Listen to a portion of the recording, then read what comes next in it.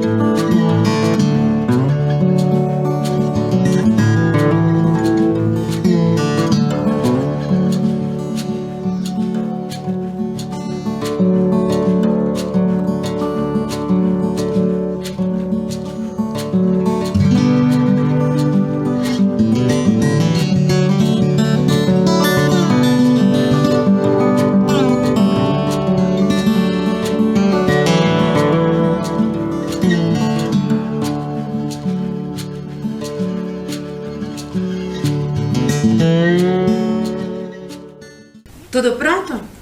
Então vamos anotar os dados de hoje no nosso caderno, com todo o capricho. Vamos colocar a data de hoje, o nome da nossa aula, Organizações Religiosas, ER, Ensino Religioso. Eu aguardo.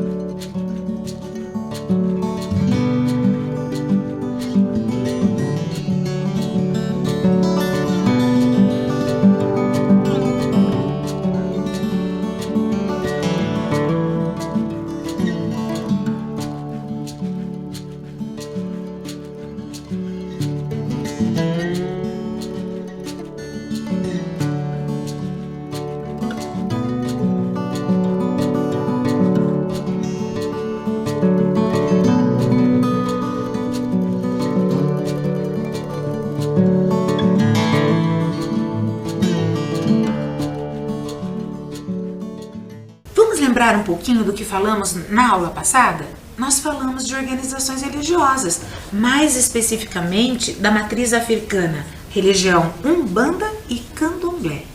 Nós vimos os seus líderes, nós vimos as suas lendas, divindades, a sua ligação com a natureza, enfim, nós vimos como ela se organiza. São várias religiões dessas matrizes, mas nós falamos mais da Umbanda e do Candomblé.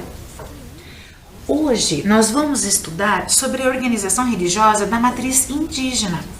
E para a gente começar a conhecer um pouquinho mais sobre a cultura dessa matriz, eu trouxe uma história, a história que está ali nessa tela. Nhanderu, a lenda do sol e da lua. O autor é o Hard Guedes e as ilustrações são da Priscila Martins. A editora é a Visari. Esse livro ele faz parte de uma coleção que se chama Lendas Paranaenses. E o Hard Guedes é um escritor curitibano. E todas as suas histórias desta coleção fazem parte da cultura indígena. Então, vamos conhecer uma das suas obras. Nhanderu, a lenda do sol e da lua. O Pai-Querer não tinha limites. Não era aqui nem ali. Era todo lugar bom de se viver. Lá, as árvores já nasciam crescidas e com frutos. Todos os rios tinham bastante peixe. As matas eram cheias de flores. A fauna era abundante. Não havia gente ainda. O Pai-Querer era o paraíso. Tupã havia criado o Pai-Querer para viver com a sua mulher. Os dois viviam felizes, cercados de harmonia do lugar. Os pássaros mais belos vinham oferecer penas coloridas para seus cocares. Os animais dóceis vinham comer em suas mãos. Um dia, Tupã saiu sozinho para passear e demorou mais do que de costume. A mulher de Tupã, que estava grávida, começou a sentir muitas dores e foi procurar o marido. Entrou na mata adentro, chamando por ele. Como as dores aumentaram, ela parou no meio da mata e deu à luz 2 filhos. O primeiro que nasceu, Erequei, e o segundo, Erevuí. Mal ela acabara de ter os filhotes, apareceu uma onça pintada. A onça matou e comeu a mulher de Tupã. Tendo saciado a fome, deixou os recém-nascidos para depois. Mas no Pai-Querer tudo crescia depressa. Os filhos de Tupã rapidamente se tornaram fortes guerreiros. E a onça ficou com fome novamente e atacou os 2. Eles mataram a fera e foram procurar por sua mãe e pelo seu pai.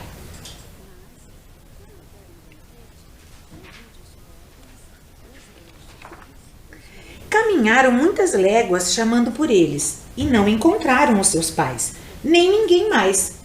Ainda não existia gente no Pai-Querer. Até que viram uma oca, numa clareira em meio à mata. Chamaram por seu pai, Nhanderu, Nhanderu, que significa nosso pai. Mas aquela não era a casa do pai deles.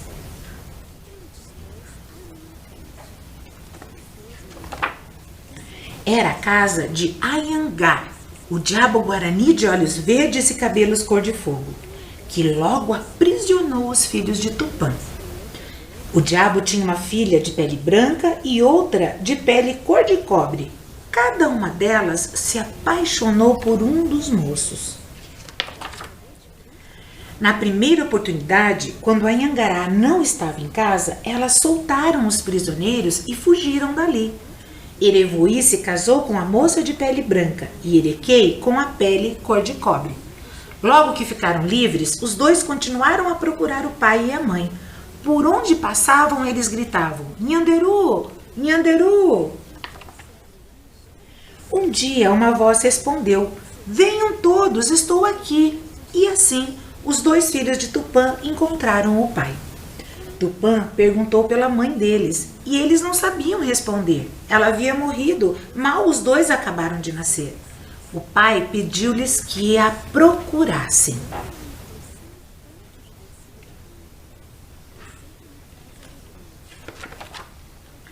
Erevuí quis procurá-la no escuro e Erequei quis procurá-la no claro.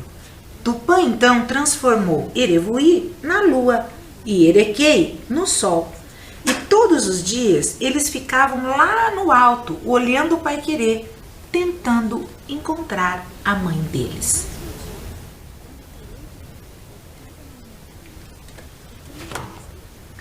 Erequei, o sol, procura de dia. Erevuí, a lua, procura de noite. Erequei teve vários filhos que vieram morar no Paiquerê. Eles tinham tudo, nada lhes faltava. Havia muita caça, muito peixe e as árvores já nasciam com frutos. Mas o número de índios foi aumentando e eles tiveram que plantar para comer. Viram? Que interessante, quanta coisa diferente! Durante a aula de hoje, nós vamos voltar a falar sobre a lua e sobre o sol. Durante as explicações sobre as organizações religiosas, nós vamos ver que os elementos da natureza, eles são muito importantes para os indígenas. E o sol e a lua, bastante representativos nas suas crenças. Bom, as semelhanças dessa matriz, a matriz africana com a matriz indígena, existe uma semelhança muito grande com relação, sabe o quê? Com a natureza. Para os indígenas, tudo que existe no mundo é criação de Deus, que a maioria das comunidades indígenas chamam de Tupã. O povo Guarani, por exemplo, chama Tupã de Deus do Trovão. Eles acreditam que a voz desse ser supremo pode ser ouvida durante as tempestades. O trovão, aquele barulho, eles chamam de Tupá-Sinungá. E o reflexo luminoso, eles chamam de Tupã-Berabá, que é o relâmpago. Eles acreditam que este é o Deus da criação, o Deus da luz, e que a sua morada, sabe aonde? É lá no sol, que ele mora lá no sol. Acreditam também que um Deus do sol existe e é chamado de Guaraci. E tem também uma deusa que existe, que é a lua, que é chamada de Jaci, a rainha da noite e dos homens. Segundo a lenda, ela teria sido esposa de Tupã, assim como nessa história do livro que nós lemos hoje, só que com os nomes trocados. Muitas vezes isso acontece. A mesma história é contada da mesma maneira, mas muda-se alguns nomes. O lugar sagrado. Os indígenas, em geral, eles sempre procuram relembrar os antepassados e reviver as histórias, assim como cuidar da natureza, por exemplo, que eles chamam de dádiva da Mãe Terra. Para eles, esse é um lugar sagrado, é aquele lugar onde eles vivem. Então, tudo que ali está é sagrado. Então, as matas, os rios, as montanhas, a terra e tudo que nela habita faz parte de um todo entendido como sagrado e por isso merece adoração, respeito, preservação. As sociedades indígenas, elas cuidam muito das suas coisas e principalmente de duas delas. É o respeito e a ligação com a natureza e o respeito à sabedoria dos anciãos, que são os idosos. Nas comunidades indígenas, todos se preocupam em retirar da natureza só aquilo que é necessário para a manutenção da vida deles e para o seu sustento, nada mais. E as pessoas mais velhas são aquelas mais sábias, porque elas já viveram bastante e aprenderam com a vida. Por isso os idosos são mais respeitados, considerados autoridades por todos da comunidade. E a espiritualidade? Espiritualidade é aquele conhecimento que nós temos sobre o que nós acreditamos, que para o povo Guarani é chamado de Mimboraiu. Tudo tem um nome e um espírito, e a realidade do dia a dia é um grande mistério para eles. Tudo é experimentado, tudo acontece através de experiências com o sagrado e não com estudos. Não existem assim livros ou escrituras. Todo conhecimento é transmitido oralmente, dos mais velhos para os mais novos. Os indígenas, eles não só possuem uma religião, tudo que eles vivem Tudo que eles acreditam é religioso, é sagrado. No seu dia a dia, nas suas ações, nas suas festas, nos seus encontros, na sua relação com a natureza. A casa de reza dos indígenas se escreve Opi, mas nós lemos Opã. E os líderes indígenas são o xamã ou o pajé. Ele ou ela é escolhido e se mantém líder com a aprovação da comunidade. São eles que escolhem e os aceitam assim. Eles devem ser generosos, ou seja, deixar de lado seus próprios interesses para ajudar as outras pessoas. E eles precisam, para isso, saber conversar com essas pessoas. Por isso, normalmente, é uma pessoa que trabalha muito e que oferece muita ajuda ao grupo da sua comunidade. Para ser generoso, ele precisa trabalhar bastante também e valorizar muito os integrantes da sua comunidade. Respeitar a todos. Um bom chefe é aquele que, mesmo nos períodos mais difíceis que a sua comunidade pode estar passando, ele vai sempre encontrar algo para oferecer. Uma ajuda, uma palavra, uma ideia. Quanto mais ele se dá, ele se doa para a comunidade, mais ele vai se receber obrigações e mais ele vai ter que retribuir para essas pessoas todo esse respeito e ajuda.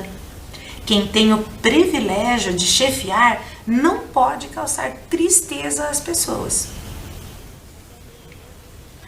Xamã ou pajé? No xamanismo, xamã é um sacerdote, ou seja, aquele que cuida de assuntos religiosos.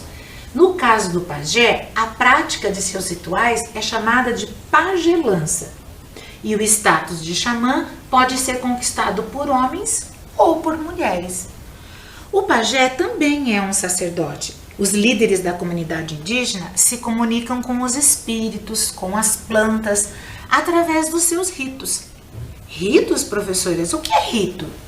Ritos são cerimônias com regras, são reuniões que normalmente acontecem sempre da mesma maneira. Os indivíduos, eles passam por um longo período de aprendizagem e eles aprendem até a cura pela natureza. Isso mesmo, eles retiram da natureza plantas que podem curar as outras pessoas. É como se eles fossem um médico dessa comunidade. Esse sacerdote, ele conhece as pessoas por dentro e por fora, sabiam?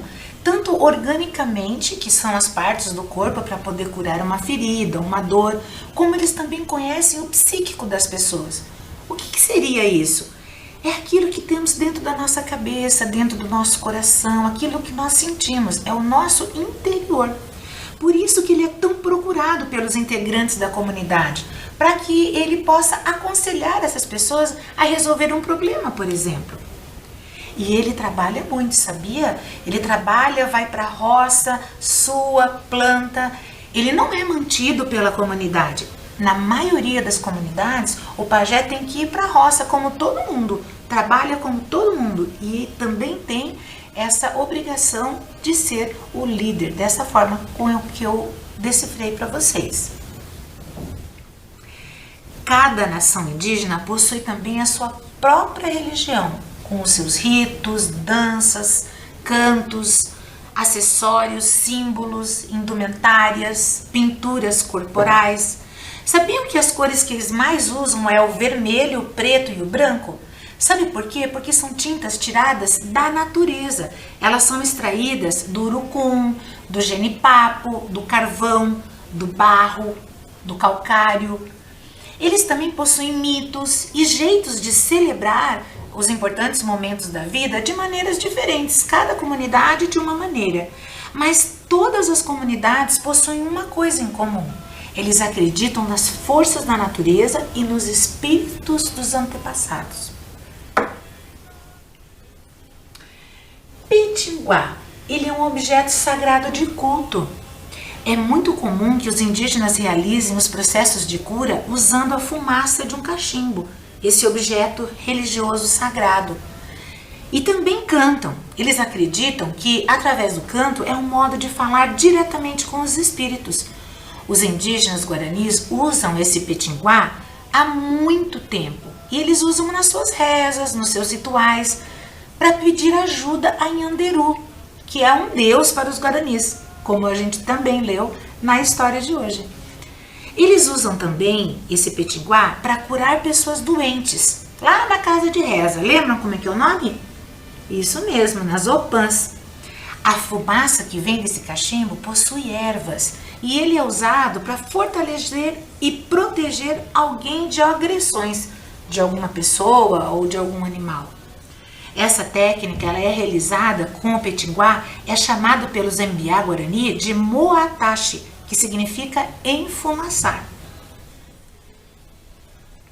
Antigamente, os guaranis, eles viviam só na natureza, porque desde o começo eles andavam na mata, caçando e pescando. Mas os guaranis também construíam casa própria para morar, como essa que vocês estão vendo aí na telinha.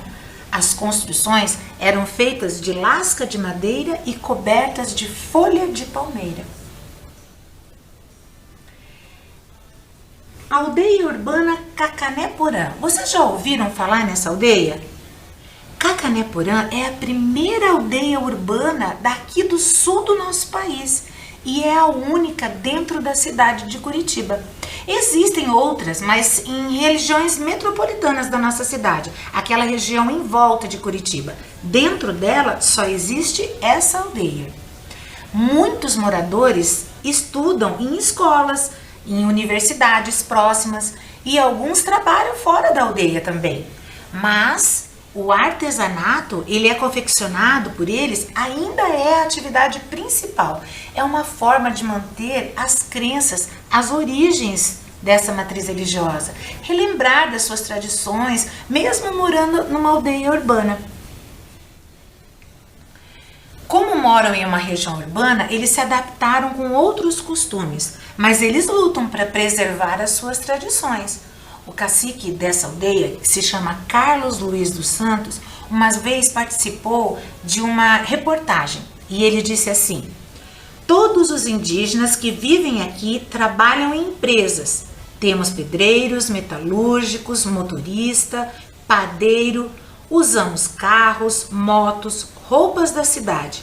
Já estamos acostumados com a cultura do homem branco, mas não podemos esquecer das raízes, porque senão elas acabam se perdendo e não queremos apagar a nossa história. Então, eles nos respeitam e nós também respeitamos a eles. Nessa aldeia Cacané-Porã vivem descendentes de 3 diferentes comunidades indígenas, que são os Guaranis, os Chetás e os Caigangues. Para a gente conhecer um pouco mais sobre eles, eu trouxe um vídeo. Confiram lá. Bairro Campo de Santana, Curitiba, Paraná.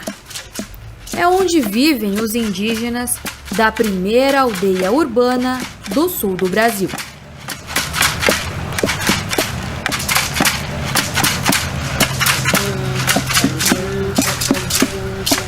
O povoado onde vivem as etnias Caigangue, Guarani e Chetá se chama Cacané-Porã, que traduzido para o português significa fruto bom da terra. Muitas famílias da Cacané-Porã vivem do artesanato, preservando a cultura e os costumes ancestrais. A gente vai mexer com as coisas que o branco trouxe para o indígena conhecer, mas não perder a nossa tradição. Mas não perder a nossa cultura, não perder aquilo que já vem desde dos mais velhos até quando morrer. Porque antigamente os indígenas não conheciam dinheiro. Ele conhecia assim as coisas, porque ele chegava com cesto, com arco e flecha, ele chegava no armazém, o único, ele trocava com alimento. Então quer dizer, depois de um tempo para cá que a gente fomos tendo conhecimento, o que era um dinheiro, como que o dinheiro era importante na vida de todo mundo, e principalmente para os indígenas. Esse aqui é um material daqui da aldeia, que a gente tira na aldeia, a tabua, que a gente utiliza para fazer uma vestimenta típica da cultura para a dança. A gente usa nos rituais, na dança da guerra. E eu, desde criança, morei em aldeia indígena. E desde pequeno trabalhando com artesanato. E meus pais me criaram pescando, me criaram caçando, andando no meio do mato, melando abelha, achando abelha para tirar o mel. Aprendendo alguma coisa sobre ervas, né? O Estado, o país, o Estado brasileiro, ele já vê o índio como um estorvo, né? Porque inserir nessa sociedade de hoje, no avanço da tecnologia, mas mantendo um pouco da cultura indígena. Os artesanatos são produzidos relembrando o conhecimento dos povos antigos do nosso país. O instrumento chamado de sarabatana, feito de bambu, hoje é usado como enfeite, mas antigamente era instrumento de caça e pesca. O pitanguá faz parte da crença espiritual, onde a fumaça que sai do cachimbo é enviado com as orações a Deus Nhanderu. O chocalho, também conhecido como maracá, é usado nas danças e nas rezas. Nós usamos esse chocalho, é conhecido como maracá, para nós poder estar fazendo a reza, né? Na casa, né, que chama-se a nossa casa tradicional, né, que a oca é conhecido como Opu. Opu é uma casa sagrada, onde todos os indígenas eles se reúnem naquela casa para poder fazer a nossa reza, a nossa dança, para pedir paz e muita saúde e uma proteção para a nossa comunidade dentro da nossa aldeia. Os tradicionais arcos e flechas, cestos, casa de passarinhos e filtro dos sonhos também estão lá. Além do artesanato, a cultura indígena também é preservada por meio das comidas típicas. A exemplo do peixe na fogueira. Pirão, ou se não cregufã na nossa língua, que é o peixe que é assado, né? E o emi, uma espécie de pão de milho assado direto na brasa. É mi, que a gente faz de milho, então assado embaixo da cinza.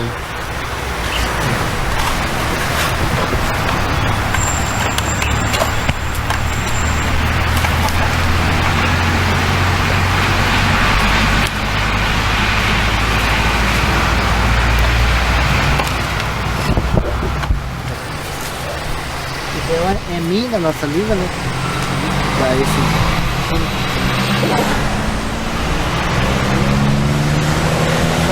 não come a casca, só o miolo só. Eu comi a casca. Se quiser comer a casca também, não tem problema. Não tem problema? Ah, então tá. Problema.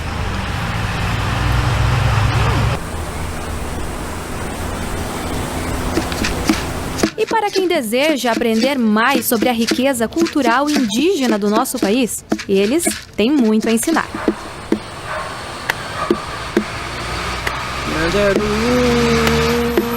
O Japoquaraí, ele primeiro fez o sol. O Itapema, Arurei, iluminando assim nosso universo. E assim fez o mundo dos índios e da natureza.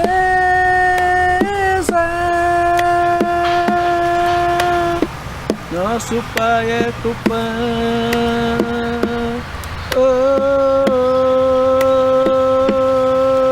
Nhanderu. Nosso pai é Tupã.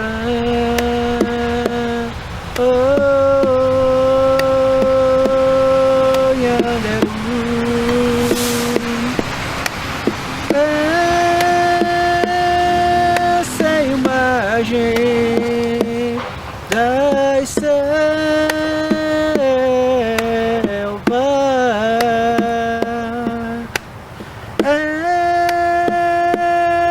essa imagem das selvas.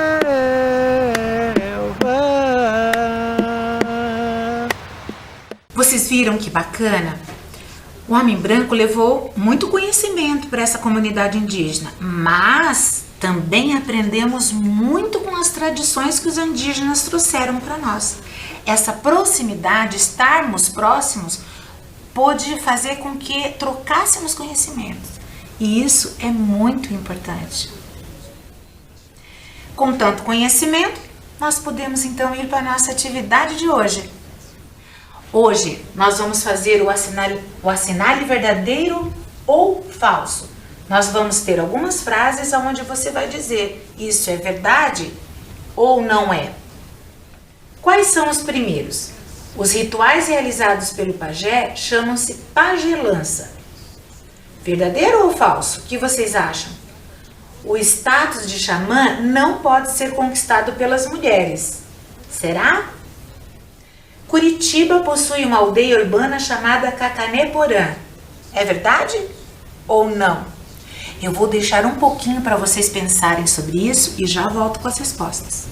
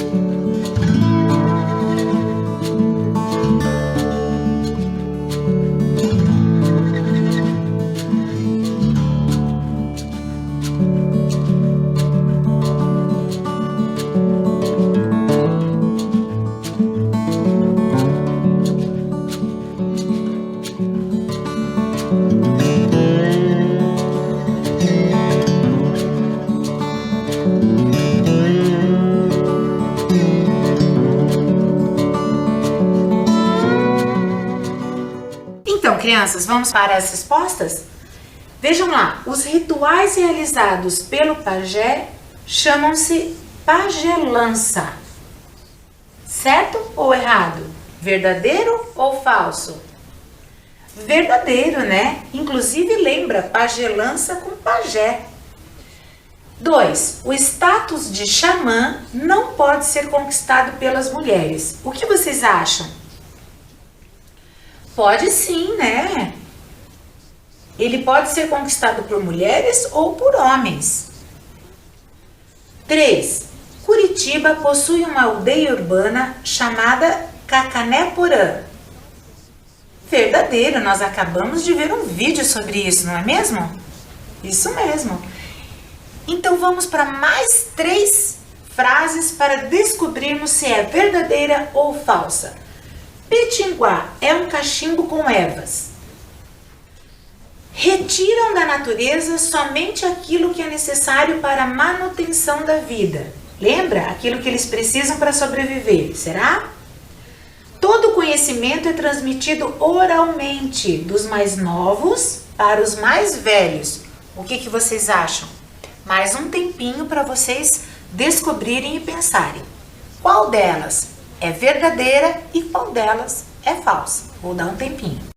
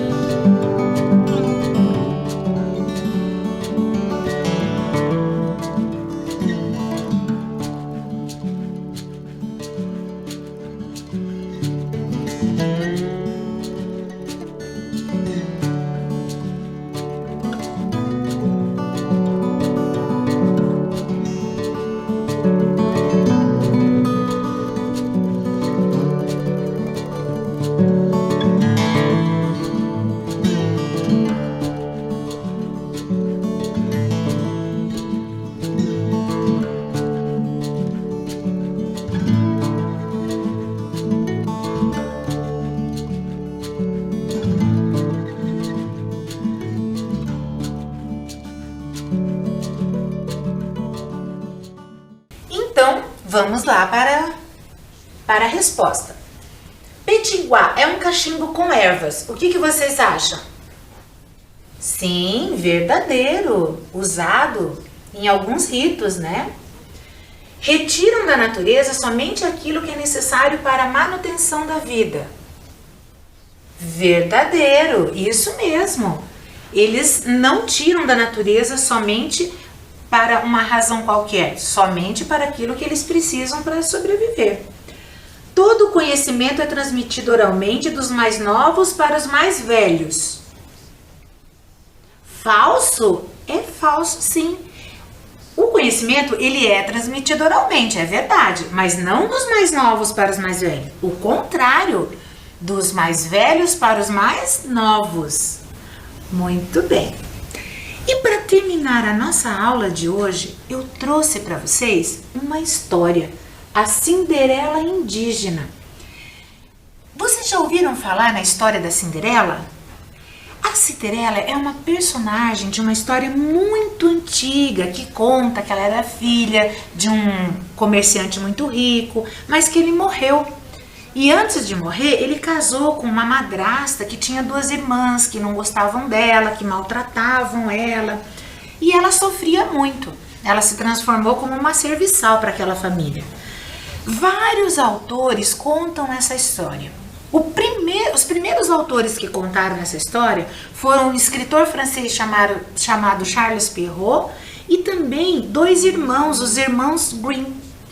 E sabe que nas minhas pesquisas eu achei uma história da Cinderela indígena? Isso mesmo, uma história muito parecida desses 2 autores que eu comentei com vocês. Então eu trouxe para vocês conferirem. Percebam lá. A Cinderela indígena. Às margens do Oceano Atlântico, numa linda praia, vivia um grande guerreiro. Isso aconteceu há muitos anos. Dizem que ele foi um dos melhores ajudantes do deus Gloscop, tendo mostrado muita força e valentia. Era conhecido como Vento Forte e tinha o incrível poder de se tornar invisível. Morava com sua irmã, e todas as jovens da aldeia sonhavam em se casar com ele. Ele dizia que só se casaria com a moça que fosse capaz de vê-lo ao chegar em casa ao anoitecer, mas ele sempre voltava invisível. Em uma aldeia, o cacique tinha 5 filhas. A mais nova, que se chamava Tainá, era de uma beleza incrível. Suas irmãs tinham muita inveja dela e a tratavam muito mal. Davam-lhe roupas velhas e faziam com que ela fizesse todo o serviço da casa. Um dia, cortaram-lhe os lindos cabelos negros e jogaram brasas em seu rosto, deixando-a com muitas cicatrizes. Para o pai, disseram que Tainá havia se machucado sozinha. As filhas mais velhas do cacique também tentaram conquistar Vento Forte, mas ele não acreditou em suas mentiras e mandou-as embora. Um dia, Tainá ouviu falar de Vento Forte e decidiu conhecê-lo. As irmãs caçoaram dela. Imagina se ele vai sequer olhar para uma criatura sem graça como você. No caminho até a casa do índio, todos riram dela, deixando-a muito triste. Entretanto, a irmã do guerreiro recebeu a jovem com muito carinho e foi caminhar com ela pela praia. Ao entardecer, ela fez a pergunta de sempre. Você está conseguindo vê-lo? Não, respondeu Tainá, que surpreendeu a outra com sua sinceridade. E agora, pode vê-lo? Insistiu a irmã. Estou sim, e ele é maravilhoso. Com que ele está puxando o trenó? Com um arco-íris. Que lindo! A irmã de Vento Forte acreditou que a moça falava a verdade. Levou-a para casa e lhe preparou um banho especial. Enquanto esfregava a Tainá, suas cicatrizes iam desaparecendo. Seus cabelos começaram a crescer, lindos e negros. Em seguida, ela ganhou roupas de princesa guerreira e lindos ornamentos, penas coloridas, braceletes. Quando o Vento Forte chegou, ficou encantado com a beleza de Tainá e a pediu em casamento. Depois disso, ele resolveu se vingar de suas irmãs, transformando-as em árvores com raízes bem profundas para que elas nunca mais se soltassem. Dizem que ainda hoje, sempre que sopra um vento forte, as árvores estremecem de medo. Isso faz com que se lembre de seu terrível castigo pelas mentiras que contaram e pelas maldades que fizeram com a sua irmã Tainá. Então, gostaram da história? É uma história de encanto, não é? Ela sofreu tanto, mas mantendo toda a sua bondade, mantendo toda a sua passividade, ela acabou passando por todos esses sacrifícios e achando uma maneira de ser feliz. Muito bacana, não é mesmo? E com essa história, nós acabamos a nossa aula de hoje.